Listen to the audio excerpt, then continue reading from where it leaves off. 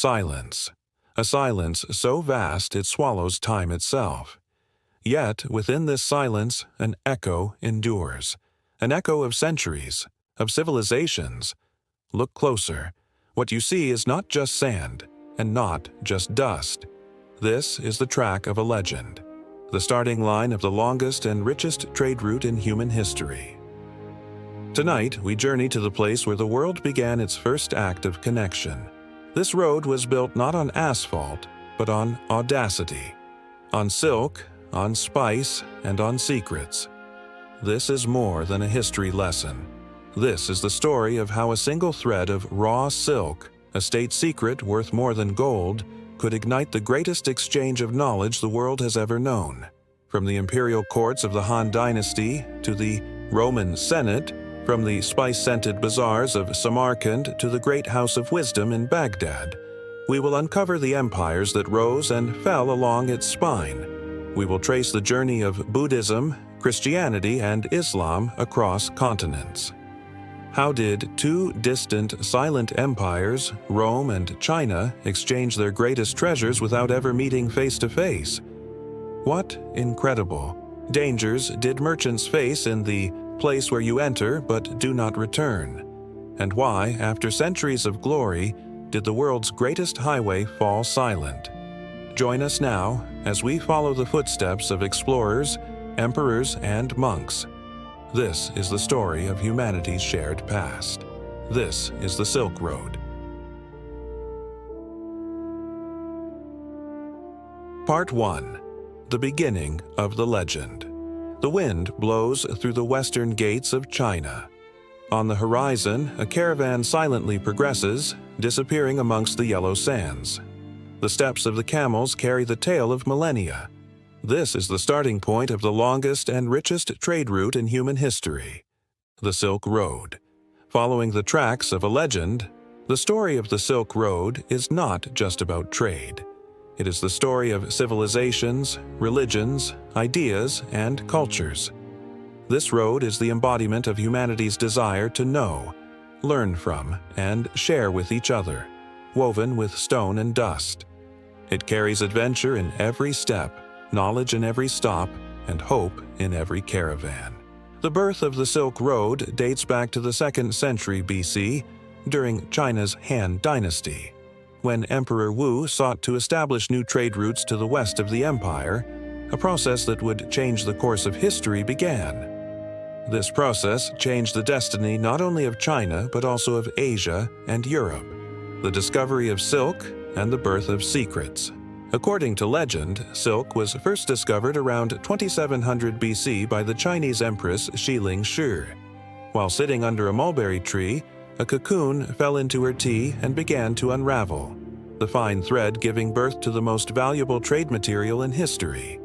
Silk, over time, became not just a textile product in China, but also a symbol of status and power. During the Han Dynasty, silk production was a state secret. It was forbidden to take silkworm eggs outside the borders of China. This prohibition made silk both mysterious and priceless. For centuries, the Western world paid fortunes for this miraculous fabric without knowing how it was made. Zhang Qian and the door opened to the West. The person who truly enabled the emergence of the Silk Road was Zhang Qian, an envoy of the Han Dynasty. Sent to CentralAsia in 138 BC by order of the emperor, Qian was tasked with establishing diplomatic relations with the tribes in the West. However, his journey was not easy. He was held captive for 10 years, lost in the desert, and faced death. Yet, when he returned, he brought his emperor not only information, but a vision. Qian's reports revealed rich lands, powerful kingdoms, and viable trade routes to the west of China. As a result of these reports, the Han Dynasty began to organize diplomatic and commercial expeditions to Central Asia. Thus, the first caravans of the Silk Road set off from China toward the west. The route: sands, mountains, and kingdoms. The Silk Road was not a single path. It was a complex network, spanning thousands of kilometers, crossing deserts, mountains, and rivers. The main route, starting from the Chinese city of Xi'an, passed through the Gansu corridor, circumvented the Taklamakan Desert from the north and south to reach the Fergana Valley, and from there stretched across the Central Asian steppes, through Iran and Anatolia, all the way to the Mediterranean coasts. Hundreds of cities and inns were located along this route. The caves of Dunhuang, the jade stones of Khotan, the spice-scented bazaars of Samarkand, the madrasas of Bukhara, the walls of Merv, and finally the caravanserais of Anatolia. Each one reflected the heart of a different culture. Beyond trade, the journey of cultures and beliefs. The Silk Road was a route not only for goods but also for ideas and beliefs. Buddhism reached China from India via these routes. Manichaeism, Zoroastrianism, Christianity, and Islam also used the same routes. Art, music, architecture, and science traveled from one continent to another along this road. Chinese explorers learned the astronomy of the West, while Arab scientists learned China's paper and printing technology. This mutual exchange of knowledge revolutionized the progress of human history. In a way, the Silk Road was the first step of globalization, life in the shadow of the caravans. Trading on the Silk Road was difficult but profitable. Caravans embarked on journeys lasting weeks, sometimes months. The scorching heat of the desert, sandstorms, bandits, and diseases were the greatest enemies of the merchants. Despite this, every stop on the road became a center of life. Caravanserais served as both resting points and centers for cultural exchange during these long journeys. Here, merchants exchanged news, told stories, and prayed in different languages. These stops were like small civilization laboratories. The legend takes root. Over time, the Silk Road became not just a trade route, but the circulatory system of civilizations. The wisdom of the East and the curiosity of the West united on this road. The traces left by the caravans were not erased over the centuries. Even today, the echo of this history is felt in the cities that rise on the ancient routes. In this first part, we witnessed the birth and early period of the Silk Road. In the next chapter, we will examine how this road connected continents, the intercultural interaction, and the strategic role of Central Asia. The story of the Silk Road. Part 2. The road that connected continents. While the wind roams freely across the Central Asian steppes, the ringing of caravan bells echoes from afar. The dusty tracks of the caravan routes carry the imprints not only of goods but also of cultures, ideas, and beliefs. This chapter narrates how the Silk Road connected continents, how geography shaped human relations, and the key role of Central Asia in this story. 1. The heart of Central Asia. Geography and strategy. The heart of the Silk Road is Central Asia.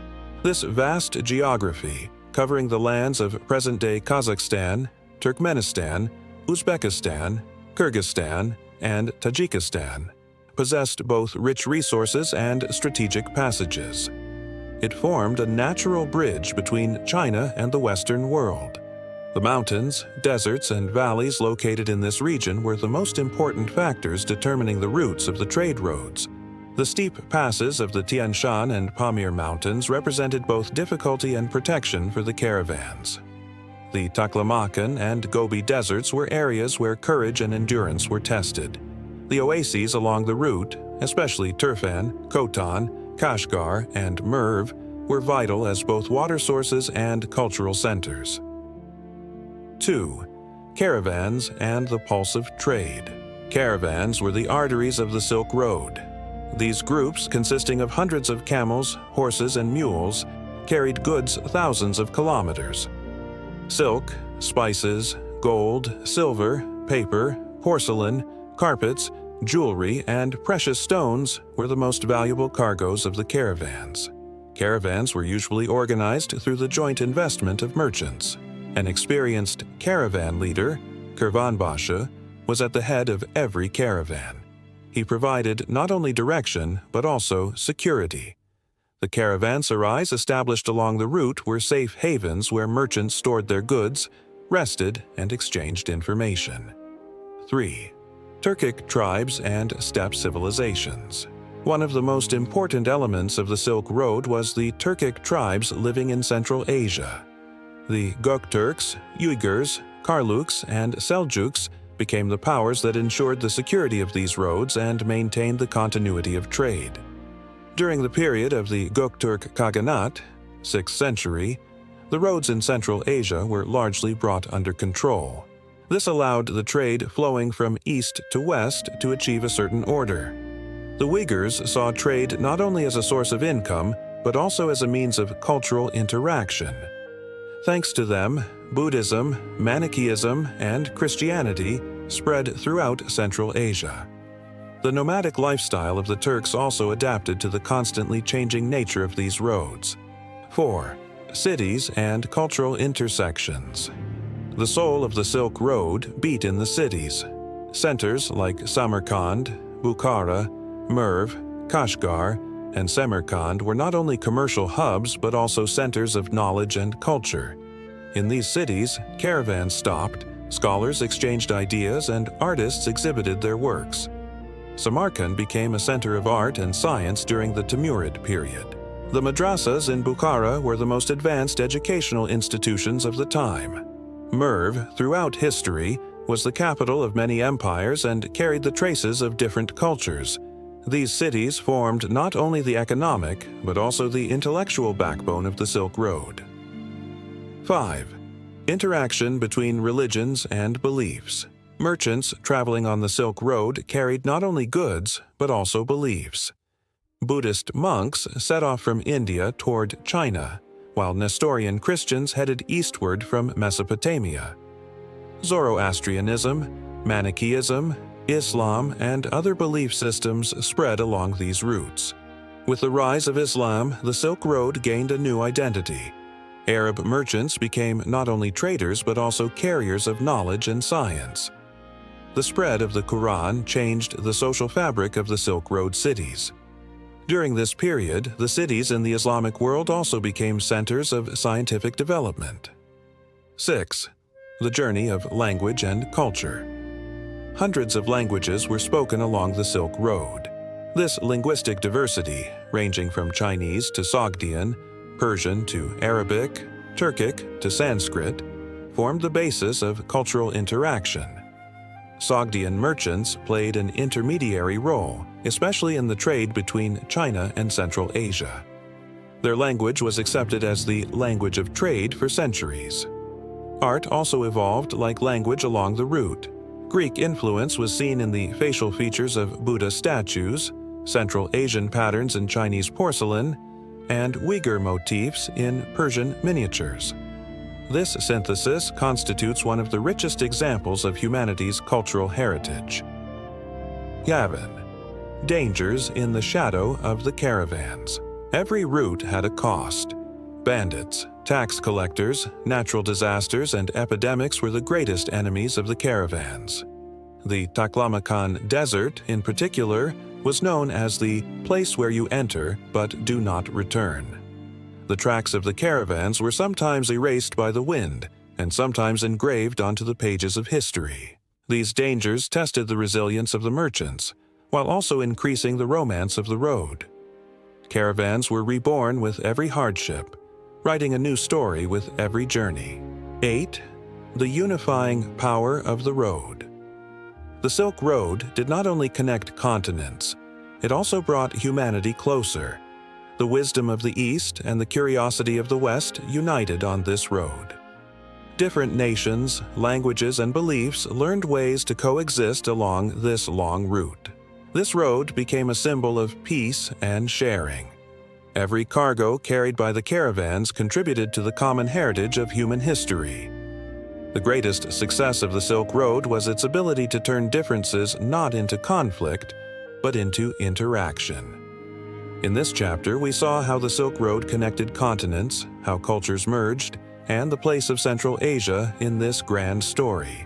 In the next chapter, we will focus on the meeting point of the East and the West, and the chain of interaction extending from Rome to Byzantium and from the Persians to the Arabs. Part 3. the meeting of East and West. The wind this time blows along the Mediterranean coasts. Merchants from the east unload their goods at Roman ports, and sailors from the west set sail towards the east. The Silk Road is no longer just a land route. It is transformed into a civilization line connecting seas, cultures, and empires. 1. Rome and China, the silent trade of distant empires.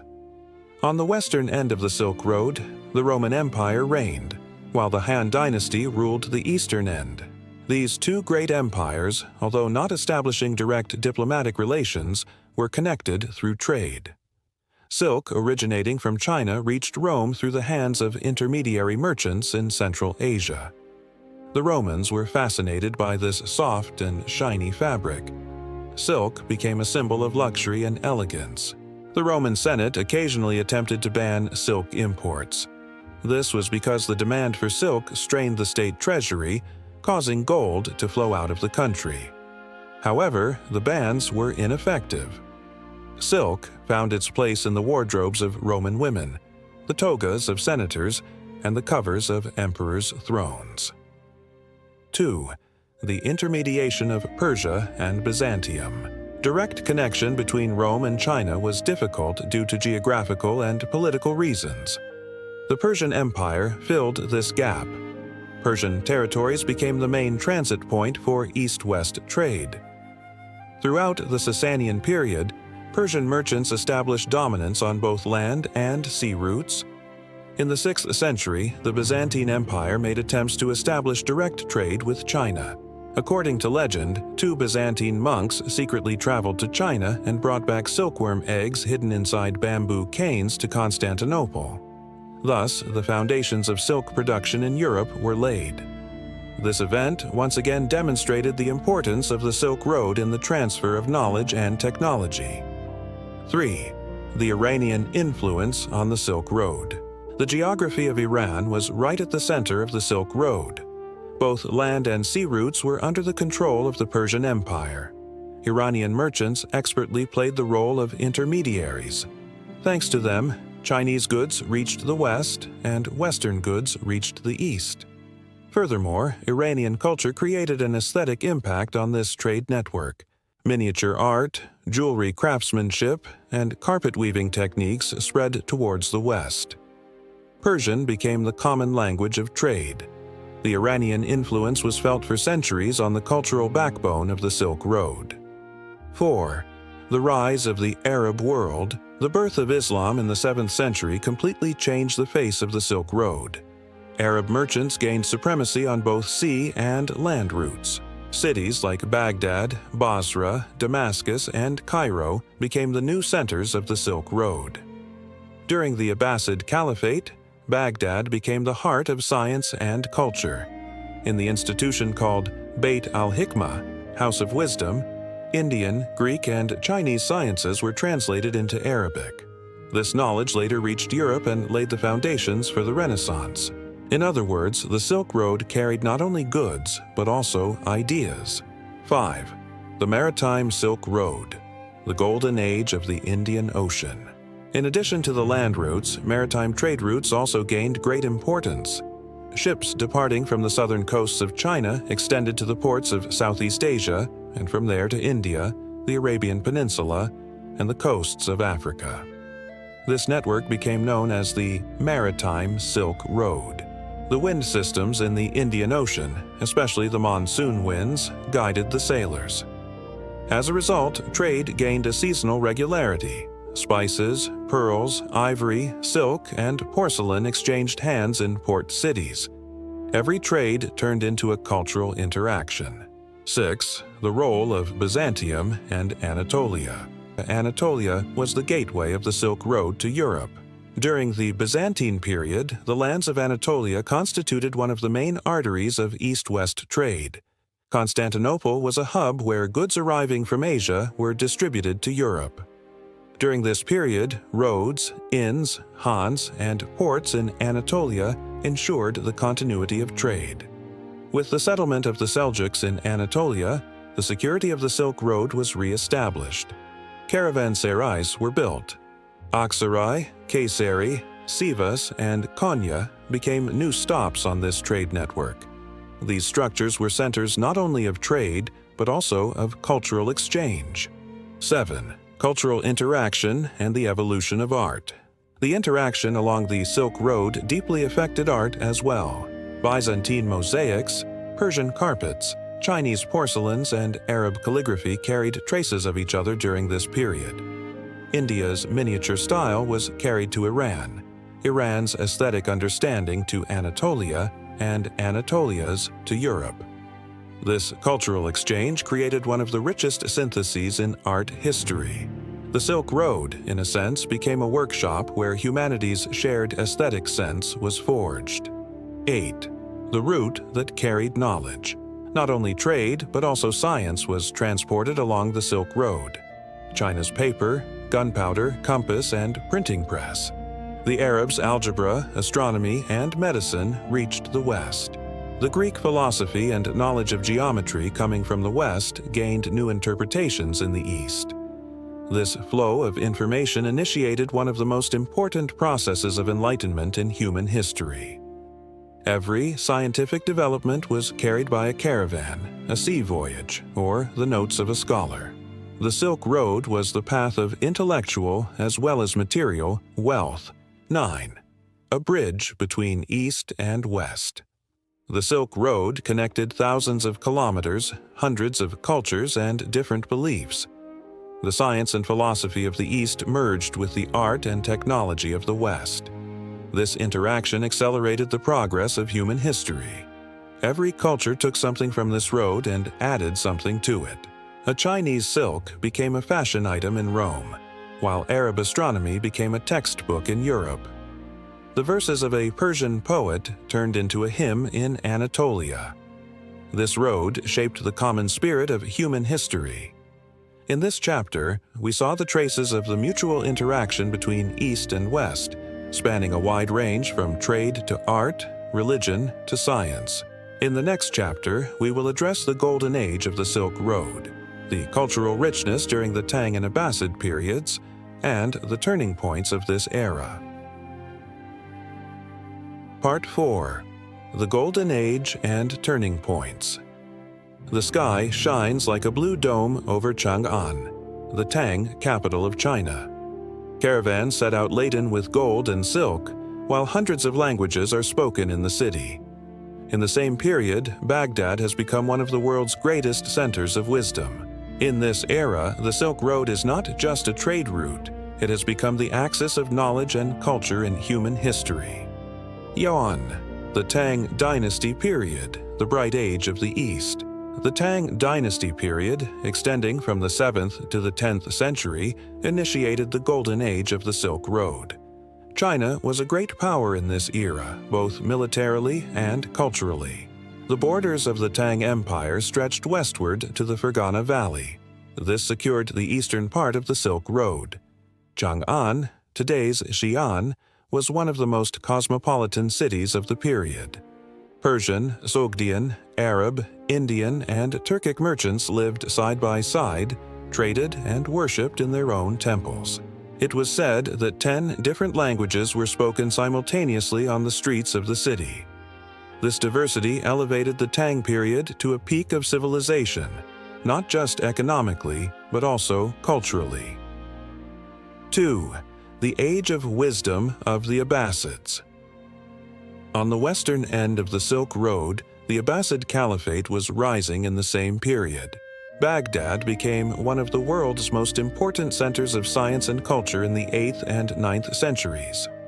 The Bait al-Hikmah, House of Wisdom, founded by Caliph al-Ma'mun, was the meeting point for scholars from various geographies.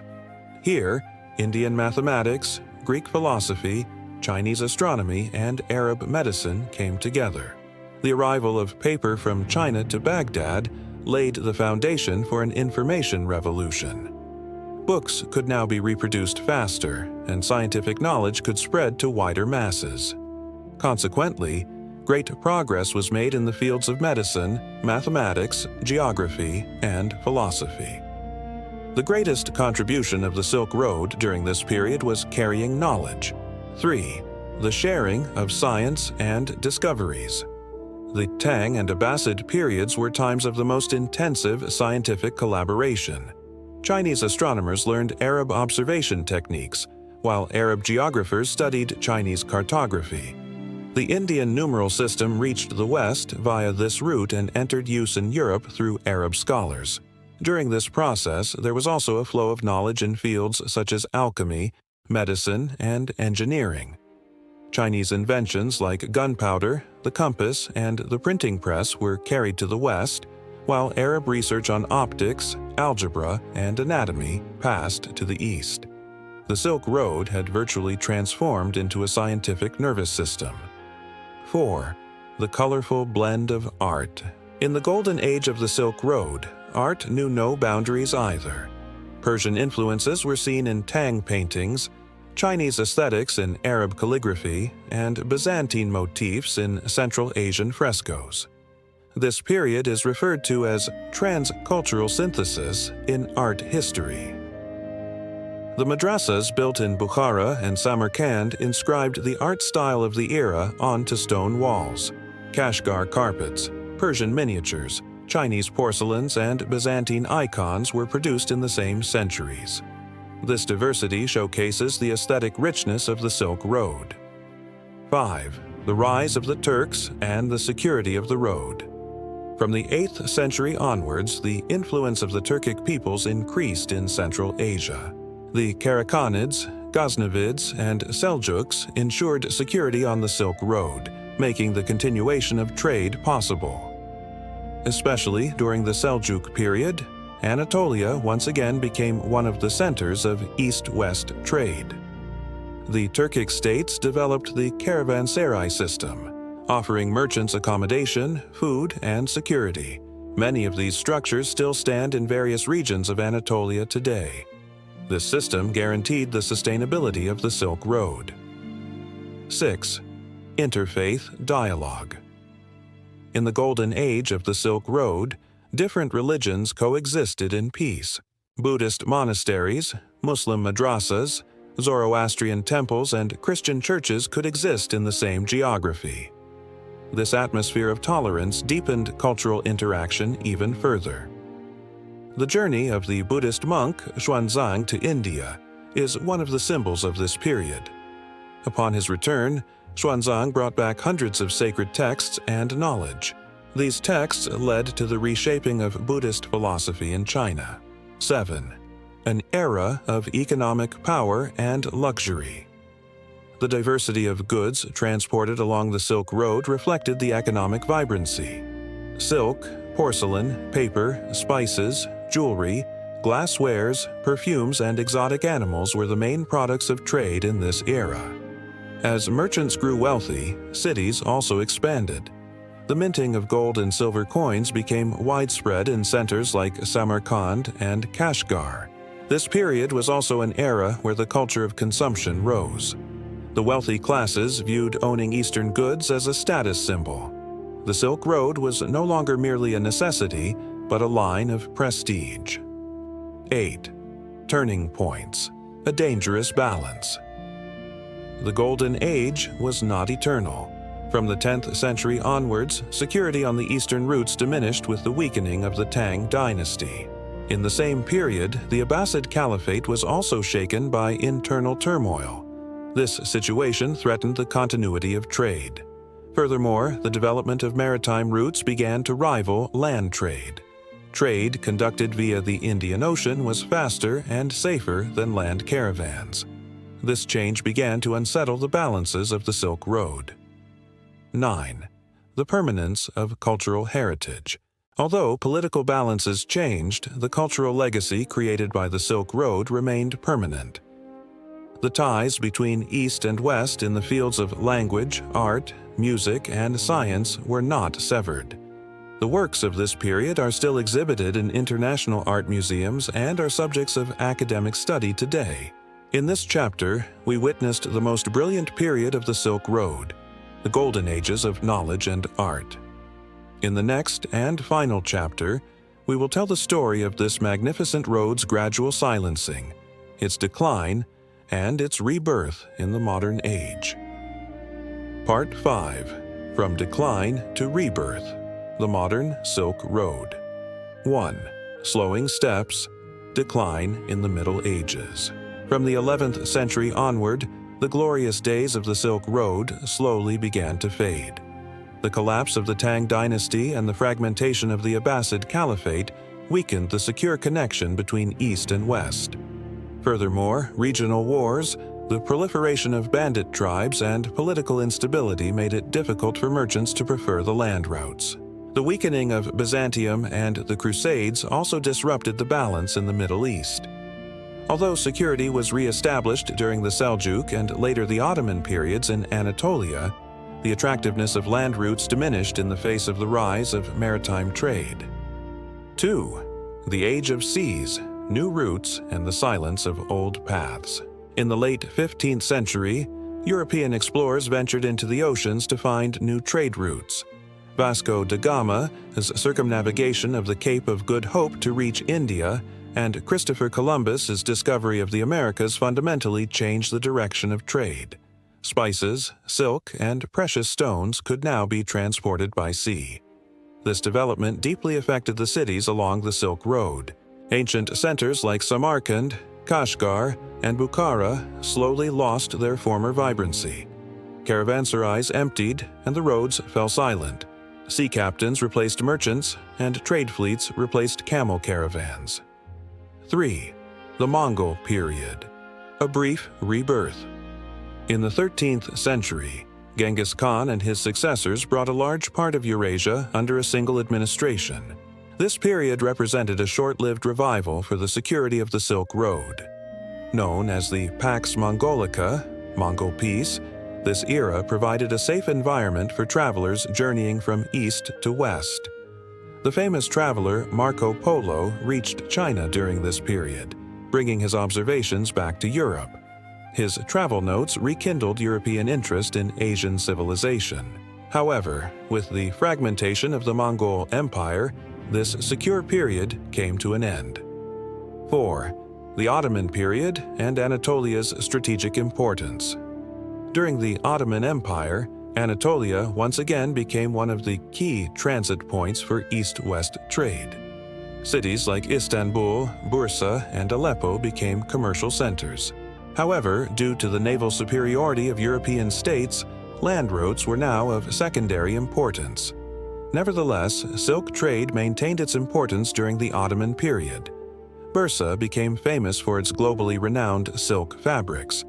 Ottoman palaces were adorned with silks arriving from Persia and China. This indicated that the Silk Road was still symbolically alive. 5. Centuries of Silence. The 17th and 18th centuries were the centuries when the land routes fell silent.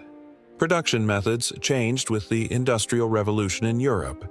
Europe had become a power that exported its own goods instead of primarily importing from the East. The old trade centers along the Silk Road could not resist the tide of time. During this period, only archaeologists and travelers continued to trace the old path.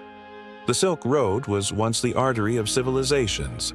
Now it had become a forgotten memory in the dusty pages of history. 6. The 20th century, rediscovery and scientific research. In the early 20th century, Western archaeologists rediscovered the Silk Road through excavations in Central Asia. Figures like Aurel Stein, Sven Hedin, and Paul Pelliot brought to light cities lost in the deserts. These discoveries proved that the Silk Road was not merely a trade network, but a cultural heritage. During this period, countries like China, Central Asia, and Turkey also began to protect the Silk Road heritage within their borders. Archaeological sites, museums, and tourist routes were established. The Silk Road began to be seen again as humanity's common heritage. 7. The Modern Silk Road, the Belt and Road Initiative. In the 21st century, China revived the historical idea of the Silk Road as a modern project. The Belt and Road Initiative, announced in 2013, aims to connect Asia, Europe, and Africa through land and sea infrastructure projects. This project represents not only billions of dollars in investment, but also a revival of historical identity. The modern Silk Road is supported by railway lines, highways, ports, and digital networks. Freight trains departing from China reach the heart of Europe within weeks. This situation is considered, in a way, the rebirth of the ancient road. 8. Turkey's role and geostrategic position. Turkey is one of the most critical countries for the modern Silk Road, both geographically and historically. The route known as the Middle Corridor transports cargo from China via the Caspian Sea to Turkey and from there to Europe. The Baku-Tbilisi-Kars railway line is the backbone of this project. Furthermore, Turkey serves as an important bridge in this new network due to its cultural ties with the Turkic republics of Central Asia. This situation provides the country with great advantages, both economically and diplomatically. 9. The Digital Silk Road, the new route of information. As the 21st century approaches its second quarter, the Silk Road is no longer just a physical path. Digital connections, data networks, and cyber infrastructures have become the digital silk of the modern age. Data centers, fiber optic cables, and e-commerce platforms carry information instead of goods. Alibaba, Amazon, and other global digital giants manage the flow between East and West, much like the ancient merchants. For the first time in history, the trade spirit of the Silk Road has been revived in the virtual world. 10. An eternal legacy. The story of the Silk Road symbolizes humanity's shared past and its hope for the future. This road carried not only goods and money but also ideas, culture, art, and wisdom. The ringing of caravan bells may no longer be heard, but that sound still echoes in the signals of digital networks and the rhythm of trains on the tracks. The Silk Road continues its existence not in the shadow of the past, but in the light of the future. This story will be told forever as the greatest symbol of humanity's desire to connect with one another.